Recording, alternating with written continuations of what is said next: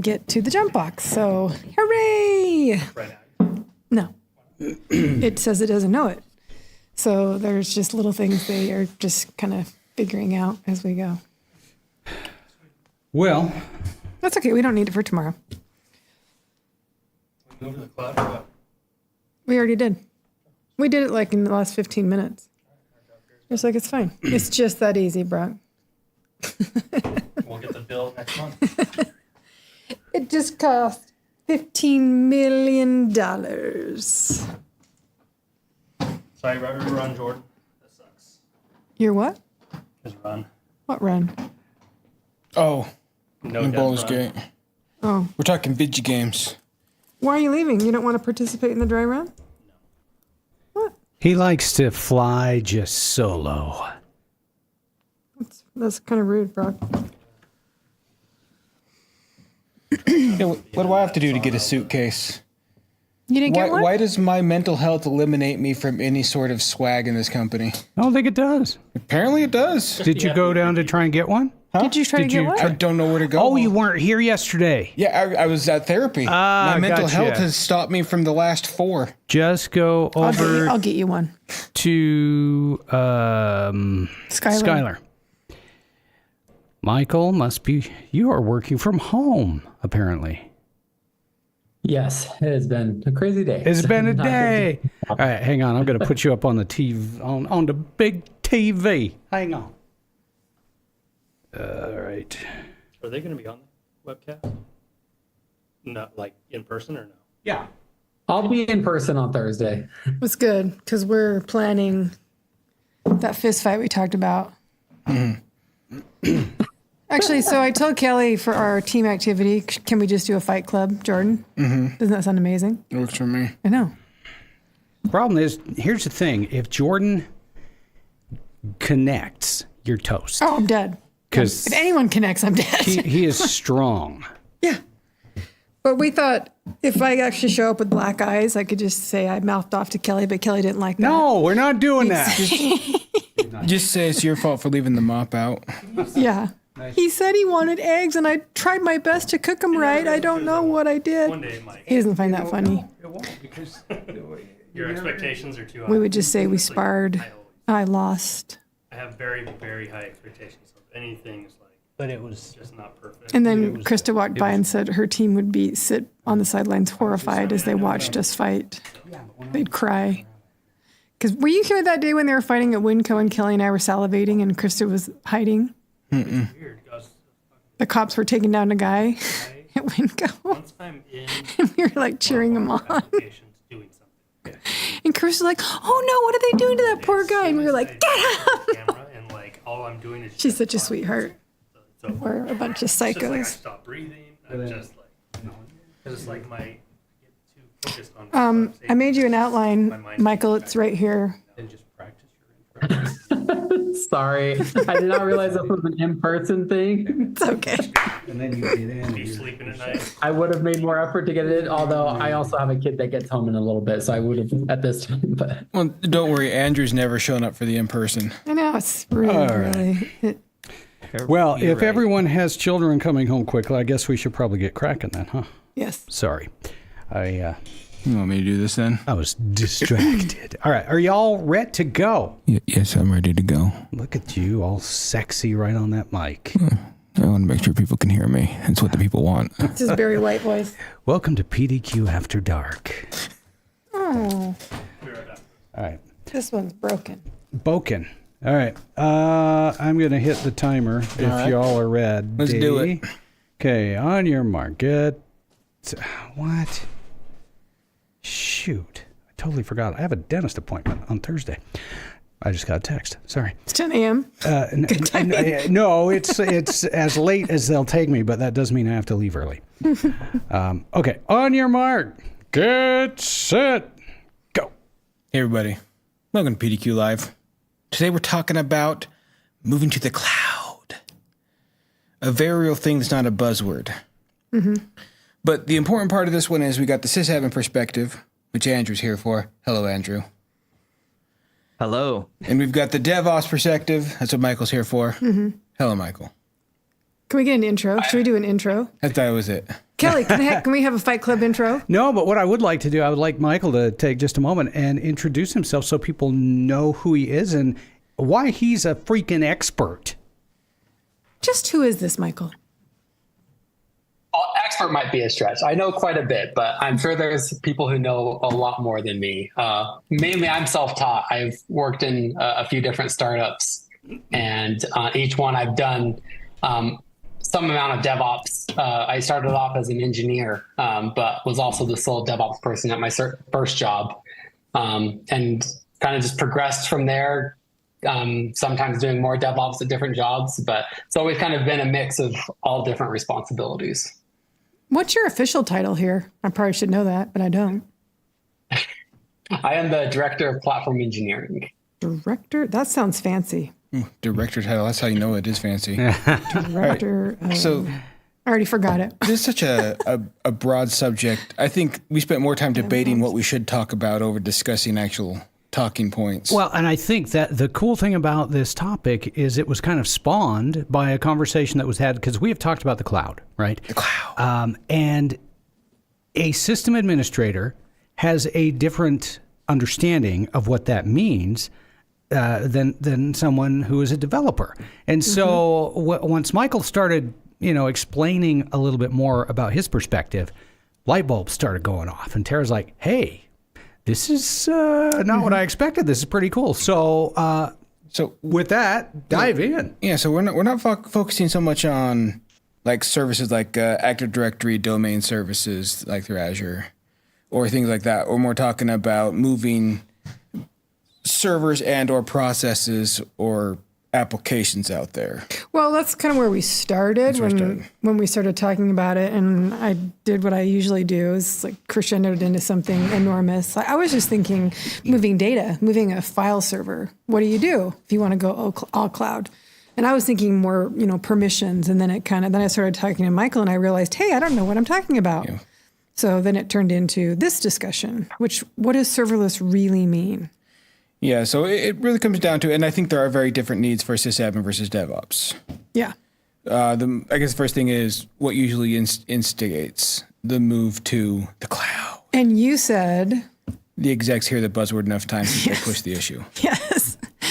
And they come back and say, hey, guys, let's do this. And then you go, what does that mean? Yeah. All right. With all that being said, before we get into the specifics, the most important thing, I think, for me, and anyone can correct me if they think I'm wrong, and I will fight them, plan properly. Because if it's just one of those, we're moving online, you throw everything up there and everything's good, you're going to go bankrupt. Yeah. Well, can I back up a second, though? No. Okay. Just continue then. All right. I think there's front end and back end, and I think you just described it perfectly. And you wrote it down, actually, data storage versus app storage. As the resident expert. Yes, you are. Michael. Oh, no, Michael is. Sorry. Yeah. Michael. What is the cloud to you? So the cloud is really kind of any other company that manages a data center or servers for you, and basically takes that whole responsibility of managing networking, reliable power, redundancy, and just really handles all of that for you, so you don't have to do that all on-prem, and gives you compute and even sometimes managed services. All right. So with all of that does sound nice.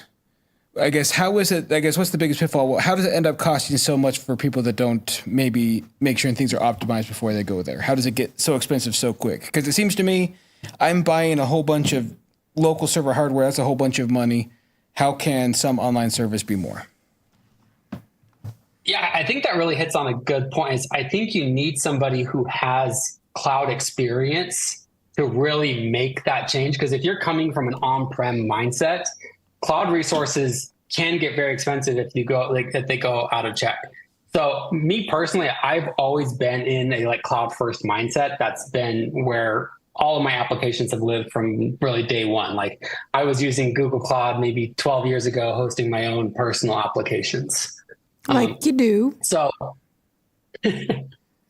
and So I think that's the biggest thing is people will go and just spin up a bunch of resources, not monitor their billing, and then realize they forgot to turn off a very expensive machine that they were testing. And the other thing I've seen a lot is somebody will set up a service, or you give developers access, they'll just create a bunch of things on the cloud. And then 2 years down the line, you're not actually using that service anymore, but it's just still running. So, Michael, we talked about this at lunch a little bit, and I thought maybe it'd be a great thing to talk about how you've kind of consolidated some of the services we have at PDQ with the pricing. Can you talk a little bit about the ways that you can get billed and they can get really expensive? Yeah. So the main thing is, like, when I started at PDQ, we had a ton of over provisioned compute. So anytime you're in the cloud, you really want to make sure you have enough headroom, but not too much. Like, you really want to optimize your auto scaling so that when you need the extra resources, they're coming online, and when you don't, they're going offline. Okay. And so a lot of things were just super over provisioned, but then at the same time, we were very spread out. We were in maybe 6 different Kubernetes clusters, doing all different things. And then with each of those clusters, then they had overhead in each of those, but it was over provisioned. They were also in more expensive regions of Google Cloud. So, for example, the Salt Lake City region in Google Cloud is not I'm not sure what their term officially is for it, but it's not like one of their core data centers. And so their pricing is more expensive. It's a smaller data center, they have less capacity.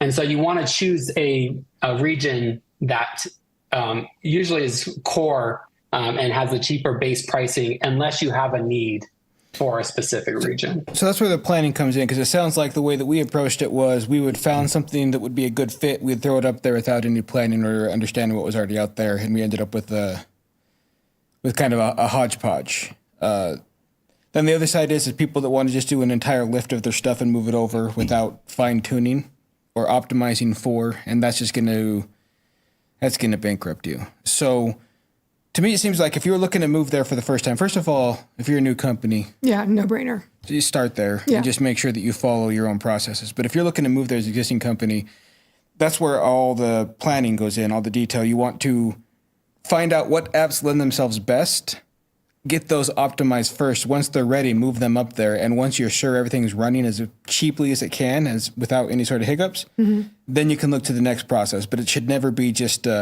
let's throw everything up there and see what happens. Well, you want to phase your equipment out too, right? Yes. You don't want to do it when you've just spent $200,000. So, Michael, you touched on something that Jordan and I had talked about, and this was something in my research that I came across, that people are so afraid of the monopoly of data centers, and if one data center goes down, you're dead in the water. But you've mentioned that's not at all the case. So can you talk about the pricing structure and the redundancy that's available with cloud computing? Yeah. So at least with like pricing on redundancy, there's not really an extra charge for most pieces, at least in the way we set it up. There is, at least on databases, because you're paying for a failover replica.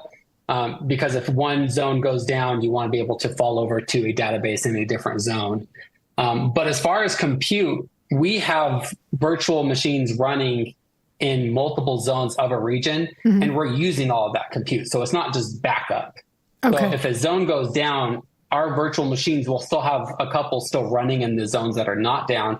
And then the one that went down will get reassigned to a zone that is not. And so that one is very limited impact. And I would highly recommend it. It's like the one time I've had downtime in my life of like a Google Cloud region, I happened to be in that one zone that went down. And then I couldn't get anything out because I was only in that zone. So if you're going cloud, you really want to make sure you are in at least 2 zones. Like 3 is even better, but at a minimum 2. And it's a reason I really like Google Cloud is I feel like they do zonal redundancy the best out of any of the cloud providers. They make it dead simple to set up, and they are the most true segregated and redundant. So like if one zone goes down, it's not going to affect the others. This is something I've seen a lot with AWS. If one zone in a region goes down, it actually ends up impacting their other zones. Oh, that's interesting. Are we talking milliseconds if something does go down? Because I know that's a fear of a lot of people is like, oh no, we can't do that because we're going to have downtime. And you just said you've experienced one outage. Yeah, so I've had a single zone go down. That was like 10 years ago. Yeah, he said it was one outage that was due to improper setup too. Yeah. Like if he had set up the way he knows now, there would have been no outages. Okay. Exactly. Well, we were also on a very tight budget. So like we were talking like hundreds of dollars a month. And so we didn't have like even an extra machine in a different zone was, you can argue like if the outage was worth it. If you have a little bit more budget, it is super cheap to be in multiple zones. Like these machines do not cost a lot per month. So I think that's the other thing is I think people have this impression that cloud is super expensive. Mm-hmm. You definitely pay a premium over an on-prem machine, but it is like maybe 20% more expensive that you would pay on a monthly basis for having this compute. Yeah. And so if you are running things correctly, the amount of resources that it actually takes to run a consumer application are not insane. You don't need an 80-core CPU on-prem machine server to handle these same workloads. If your application is just written in such a way that it uses all the resources it can whenever it can, if you put that up into the cloud, it is going to be far more expensive. But if you customize it to say, when not in use, spin down processes so you're using less, you're going to save a whole bunch that way. I don't think there's a scenario where it's going to be less expensive than just going hardware, but I don't think that it is prohibitively when set up properly. I just think it's rarely done properly. Michael, can I get your perspective on this and kind of help me clear this up? Are you looking at DevOps through the perspective of keeping the IT operations of PDQ going, or is this more through the lens of for products or for internal applications that a company might be shipping? Which side are you on? Yeah, I have almost no impact on any IT operations at all. And so my mindset's not there at all. We do have a couple applications that support IT that run in our same infrastructure just because it's simpler to have the internet access because we have all of our domains routing there. And I'm not sure why, but IT has asked, like we have our OpenAI Slack bot runs inside of our Kubernetes cluster. And it was easier for them to host it there than our on-prem machines. I can't speak to the differences there. I have not managed server hardware on-prem to the scale that we do at PDQ. Most of my perspective and mindset is coming from hosting consumer-facing applications. And so for me to just sleep better at night coming from that cloud-first mindset, I don't want to have to worry about network redundancy, battery backups, making sure my server stuff is all redundant. Like I want to pay somebody that premium to manage that, and I'll just worry about deploying my applications to those servers. And you mentioned Kubernetes. What is that? I hear the word a lot, but what is the purpose of it, and what does it play? What role does it play? I actually think it's pronounced 8 neats. Cat knees. So it's a orchestration software, which maybe that's even a buzzword, but it provides, I think, a really good framework for deploying applications in a consistent manner. Makes everything very portable. You build your apps into what are called containers, and these are just reusable, basically server images that you can throw up and run. And Kubernetes provides a framework around of how these apps run, of exposing the ports, putting security policies around them, and just things like that. So, and then scalability, like configuring like how these should scale up and down. So my history of kind of how DevOps and people developing applications has presented that was like, it used to be like VMs that you'd kind of spin up internally, and then Docker images were super popular. And now it seems like Kubernetes and container stuff is kind of where it's at. And I think it's like one of the benefits is it's a lot more it's a lot more resourceful, right? Like you're not wasting that bunch of resources like a VM would hosting unnecessary services. In a way, there definitely is overhead to running Kubernetes, and it's a virtualization layer, so you are losing some performance as you get further away from bare metal. But just the conveniences it provides in terms of deployments and managing those, I think is huge. Well, so isn't one of the benefits of going to the cloud is that scalability and the ability to handle those bursts in traffic if you need them?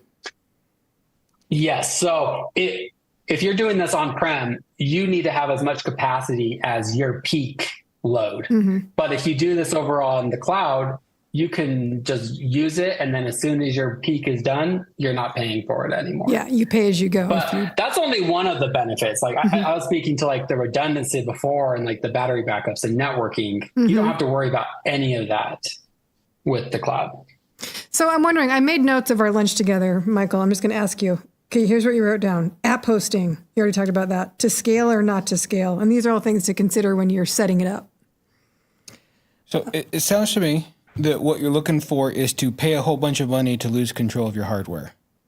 Well, this is why I'm asking these questions, because I think what our viewers are going to say is, well, we're not Michael. Can we do it? And then you said, find a hosting provider, and you listed down Google Cloud, AWS. DigitalOcean was a small, nice one we talked about, and then Squarespace. Look at price and availability, SMBs, keep it simple, or pick pre-built stuff, and then keep some on-prem stuff for redundancy, and then consider compliance. Third party can be problematic with securities. And never outsource engineering. So I guess my question is, how much do you charge, Michael? Well, if you're going to as consultant, that would be outsourcing engineering. Technically, he just suggested you don't hire him as a consultant. Yeah, so this is my question. I'm just providing context. So we're not Michael, so he can set all this up. But if you don't have a DevOps skill set, how easy or difficult it is to set all this up? This is my question and our discussion. You definitely need somebody who has this experience. But at the same time, it depends on like what your business is. If you're a local business selling goods, you're probably not going to ever be touching Kubernetes or the cloud. Like you'll probably be paying a provider that's like a website builder. And maybe you get a little bit more advanced and you eventually pay for your own website, like custom website to be built, and somebody else hosts it for you. But if you're a software shop, that's where things get very different. You need to start thinking about how are you going to scale your software? How are you going to architect this? I think cloud first is the way to go. You don't, especially as startups, like cloud is so cheap to just get started with. Whereas if you're going on-prem, you have huge upfront investments to try and build out servers and your redundancy and all those other pieces. So, and this is where the biggest distinction of sysadmin versus DevOps comes from. Because for sysadmin setting it up, making sure you're going to want to talk to your DevOps, but which ones are priority, know which one needs higher priority we can pay for, but making sure you have that environment set up to be able to grow or shrink as needed. Yeah. That's sysadmin. That's all stuff that sysadmins can do. This part is what goes on to that setup. That's where DevOps comes in. And that's, so it's a two-part process. Yeah. And I mean, understanding all of it would definitely be better, but overall, on a pure sysadmin front, if you're looking to move there, as long as you are in communication, I know it's going to sound horrible, in communication with the DevOps team, keep them in the loop. And they basically let you know which one they're more critical or resource intensive. You can build out the specs based on what they want for the growth. All your machines they need to grow out there. That's fine. You can do that. As far as once you hand off to what the application does, it's out of your hands. Well, it's out of my hands as a sysadmin. Yeah. It's in Michael's hands. Azure is building out their product to encompass all of this, actually. I mean, you still need to find a storage provider, but they're going as far as to doing virtual firewall, virtual networking. You can do all that inside of 365 now. It's just a huge ecosystem.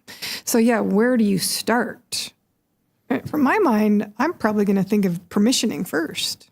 Active Directory, yeah. I am, but that's not where Michael's going to start. So no, he's on the app side. That's and that's the major difference is if you're looking to move your infrastructure, I think the Azure Active Directory service, it's like AADDS, and I don't want to get the entire acronym. The identity source. Yeah. That is the place to start as a sysadmin, because that's where you can move. First of all, it lets you make authentication easier for people that are working remote. If you're a larger base, it's where you can set up all of your authentication and identity can be controlled there. And that's going to be necessary before any sort of app or backend works, there. Yeah. So I watched this whole, I'm going to tell you about this really quick. There's a podcast called Hey.com, a global company, who they ended up paying $600,000 a month. And they did it for 2 years, and then they ended up backing out because it was so expensive. And they kept thinking, oh, we're going to save money because we're going to save on staffing costs because the infrastructure is set up by the cloud provider. And their experience was, no, that wasn't the case at all. But it's obvious because Michael didn't work there. But there's a lot of people that are finding it too expensive. But so, and I don't know exactly everything that went into it, but that's where the planning comes in. It sounds to me like if they just did a lift and move over, assuming everything would be better, then I would imagine that'd be expensive. Well, it seems to be the size of the organization is hugely important. It's extremely expensive for middle-sized companies. These are what's what I wrote down. If you're brand new, like you said, it's a no-brainer. Start in the cloud, you don't even have anything on-prem, so why not? Yeah, and there are horror stories like they ran into where it all comes down to it. And that's also why it's the initial thing, because buzzwords are fun. They are fun. Is, everything's got to move to the cloud, and that's not generally realistic. That's where you need to pick and choose what needs to go there. And there's two parts that I think make the most sense, and that's your identity management, your Active Directory stuff, and your applications. Everything else is if it fits, it fits. But those are the two things, if you're looking, it's most likely where to start. Yeah. I don't know if Michael will disagree with me here. No, I actually do agree. There are pieces of our DevOps side of things that we do work with IT to provision on-prem machines. And a lot of these are like our GitHub build pipelines. So just to have a static server with a lot of resources, we don't have to think too much about it. It's not hosting customer information. And so it just makes more sense to kind of put some things that use a ton of resources as locally managed. Yeah, so we are hybrid. We're not serverless. Oh yeah. And now we're going to get to the fist fight portion. Yeah, let's do it. Andrew. Michael, you said you didn't like functions. Defend yourself before we fight. And what are functions? So cloud functions are, and there's different names on all the different cloud providers. Coming from my Google Cloud background, they're called cloud functions. And basically these are, I think, essentially the main definition of serverless. And it's where you provide code to a cloud provider and they run that code for you. And you strictly just provide the code. That's all you do. And they just run it. I personally have seen a lot of people overuse cloud functions when they're architecting a software app. There is very few use cases I find them beneficial.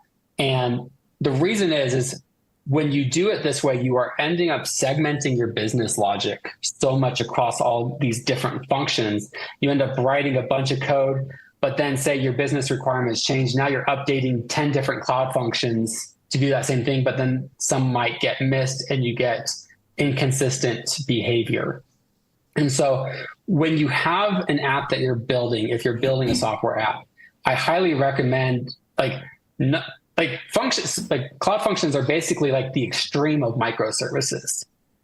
And when you're really early on in the software, like you really should be a single service. You shouldn't be isolating all your code into different places. You're making maintainability extremely difficult. And I'm a huge proponent of just keeping things simple. Make it all in one place. Like, don't do fancy things. So to speak to like some of the cases I have seen be really useful is when a function doesn't tie into business logic at all. And so at one point I had cloud functions that would do a PDF generator for me based off some HTML. However, I then even ended up moving that into my Kubernetes cluster just because of cost. Cloud functions, they charge an extreme premium because it's managed to the extreme. And every layer of managed you get, the more money the cloud provider is going to charge you. So the benefit of bringing it into Kubernetes is you're handling it, assuming you don't have like crazy spikes of traffic, which I have never experienced in my career to a spike that you couldn't easily scale to handle. But if you're talking about like you go from 0 to 100 million requests within a couple minutes, cloud functions maybe make sense. Like let the cloud provider do that crazy level of scalability for you. But most people are never going to run into a requirement where it needs to scale that insanely.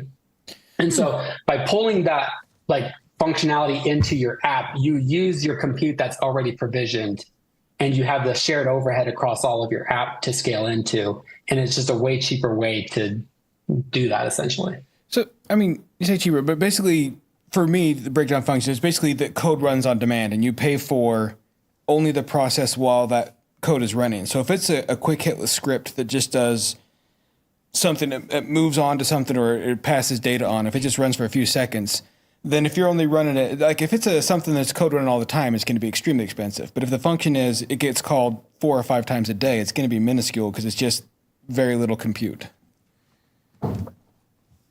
It adds up. So that's the thing, is a lot of time these cloud functions are called so infrequently, or like the cost is like, basically you're adding extra cost where your overhead that you already have provisioned for your other service would have just handled these requests with no additional cost. And so like I've seen services that have architected in the cloud function route, and they are usually 2 times, like the one I'm thinking of is actually 2 times more expensive compared to another service. And I think usage is even higher on the cheaper side of things. So without getting into too many details, because there's some things I'm not sure I'm allowed to share. Okay, and I'm going to say this, and I think I can say this. I don't know Michael that well, but Michael's just like me. So is it true to say that you have to really pay attention to this kind of stuff, Michael? You got to do some housekeeping. You can't just set it and forget it. Yeah, so I think a really big thing that helps is I have always enforced when you're creating things in a cloud provider that you're doing it with Terraform. And Terraform is a tool that is infrastructure as code. So basically you are documenting everything that you are setting up. And so not only is this great from a documentation perspective, but it's great from an auditing perspective, making sure you're setting things up consistently between environments. And with doing things through Terraform, you don't just accidentally add something and then forget to take it away.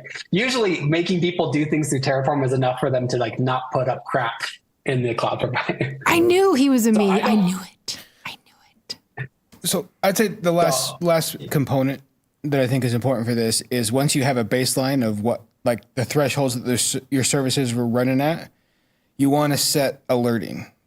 Because knowing what you're at your baseline is fine, but you want any time that it's spiked where you don't expect it, or if it's been running on more than you expect for last week or so, it's important to know that because you want to find out why and get dialed in as soon as possible so you don't get just spikes in what it cost you a month.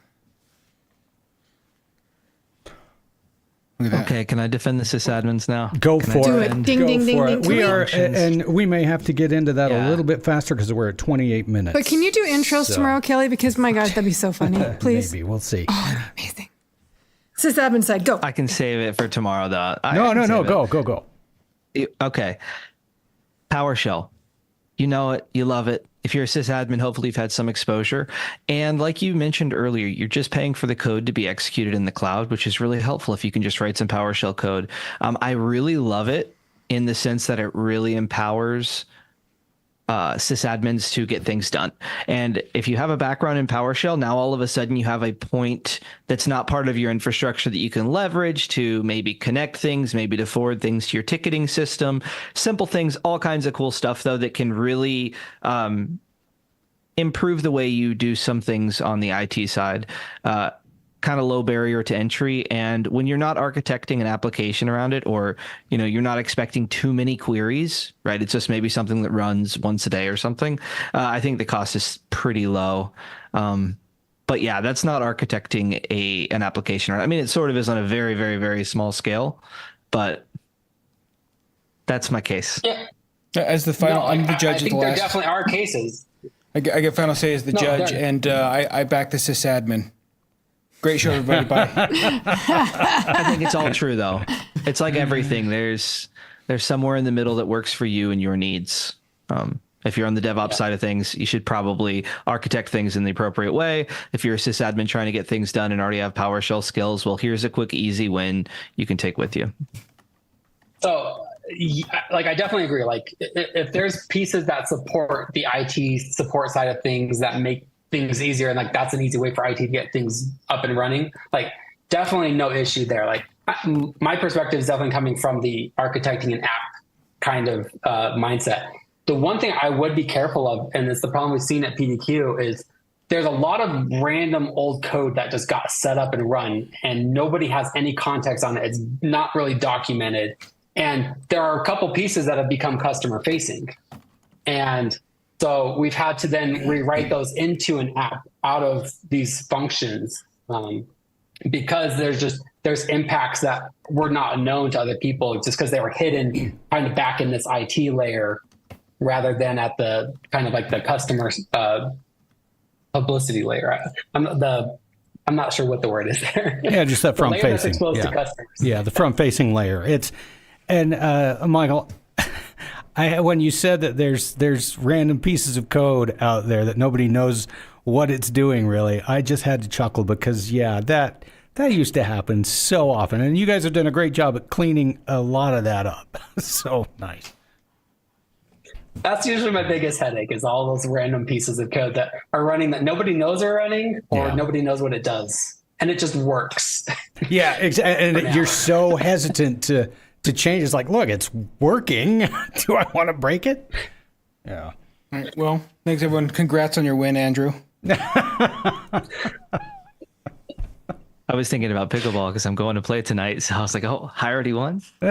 I will say we might want to mention it. I'm curious to hear your perspective on it. Communication and how important it is to, when you're doing DevOps work, you're working with developers and needs, and like how important communication is in that whole process. It's huge. So it's not just developers. We have a lot of impacts to the entire organization. So for example, like right now we are implementing firewall rules inside of all of our customer facing applications that to help improve our security. And we are basically have to talk with a bunch of different stakeholders to make sure it's like, hey, if this breaks, we need to know about it. There was also when we were updating all of our redirects to consolidate those services.